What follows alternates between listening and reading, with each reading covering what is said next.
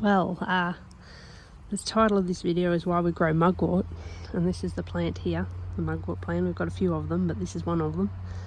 Well, actually there's a couple in here as well, but this is one group of them. And I like this herb. It's actually known as the legal marijuana because apparently if you smoke it, it's a bit hallucinogenic.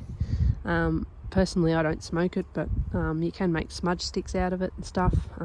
It is related to sage, and it sort of has the same benefits. It was one of the first crops to ever be cultivated, which is interesting. And it now grows as a weed in some places. It certainly will take over this bed if I allow it to, but I normally just pull the ones I don't want out, and I'll put them in a pot and put them elsewhere. Because I quite like this herb as a medicinal herb. You can just take a leaf off like that, and you can stick that under your pillow and you'll have some lucid dreaming happening. I am told that it's positive lucid dreaming, not so much nightmares, but very sort of intuitive dreaming, I guess. So yep, you can do that. You could also dry this leaf and put it in your pillow if you wanted to. I just tend to put them like that, straight off the tree. You can use this in teas. It is said to help with menstruation cramps. I don't get many of those anymore, but it is said to help with that. It's also said to help with stress and anxiety, all that sort of stuff. It also helps with energy if you just pick this leaf off and eat it like this. Only eat one though, because it does give you quite a bit of energy and you don't want too much energy. You might be bouncing off the walls if you eat too many. But yeah, just eating it like this. It is a little bit bitter. It's not the best tasting herb, but it certainly does a lot of things for you medicinally. It's also a really good fat burner, so we grow it for that reason too. Not for me, but for other people. We'll put it in a tea and they'll have that. You can also use it as a culinary herb in cooking. A lot of Asians use it in sort of their rice balls and in soups and stews and things like that.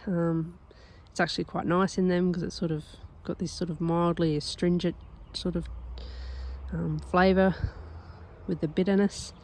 So yeah, that's the part of the product that's edible, part of the plant that's edible. And like I said, it's related to sage, so it pretty much grows anywhere. You can just stick it in the ground and it'll grow.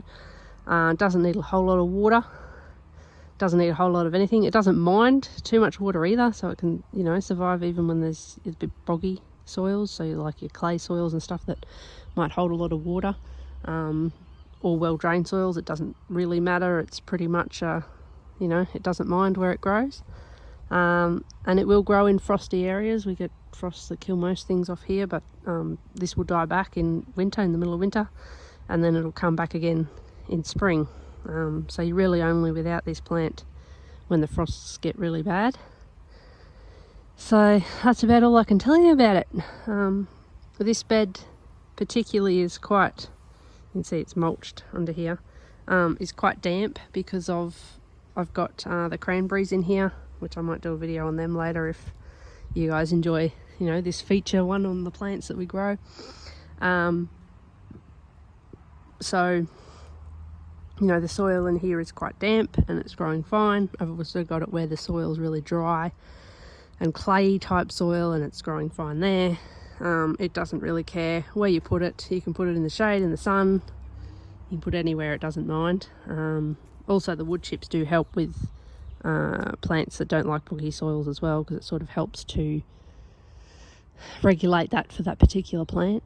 But yeah, it's certainly happy here, and it'll go to seed probably about the beginning of winter, and then it'll come back in the spring once these die off. So yeah, I mean, you could dry the leaves if you wanted to still use them in teas and stuff through winter and you're in a frosty or snowy area.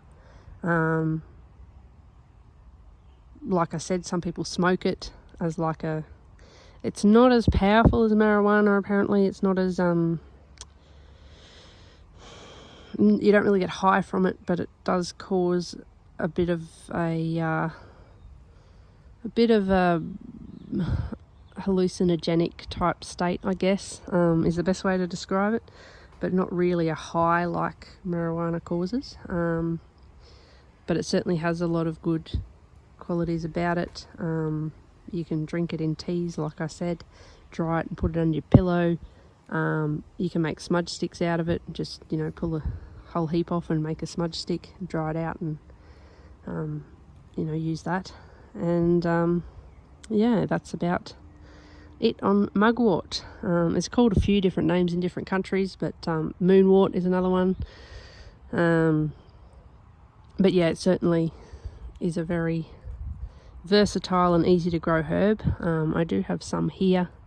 If you're interested, I can pot one up for you, and you know, if you're local sort of thing, and you can grow some of your own. So it's definitely a very easy one to grow, and it will, you know, it will, what am I trying to say here? It will reseed, and, you know, you'll get more plants as time goes on, and you can pot them up and give them to your friends and stuff as well. So yeah, it's certainly a really good permaculture plant in that respect, that, you know, you can, it's quite easy, and it will grow from cuttings as well. Yeah, it's a really nice herb. So give this video a like if you want to see more of these featured things and the stuff that I know about them. Obviously none of this is medically proven. But yeah, there's your leaf. But yeah, if you want to know what other stuff we're growing around here and want to learn more about it, or my knowledge about it, you know, this isn't all this plant does apparently.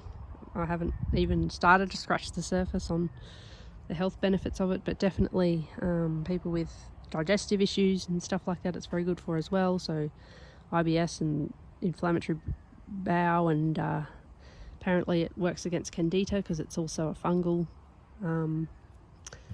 killer. So things like athlete's foot as well, you can put these in your sock, keep that away. Yeah, and it certainly does work for that. I have tried it, and I can say it works for that, and I can say it also works for energy, and it also works for keeping things calm, and it gives me a bit of relief in the guts as well. So that is mugwort.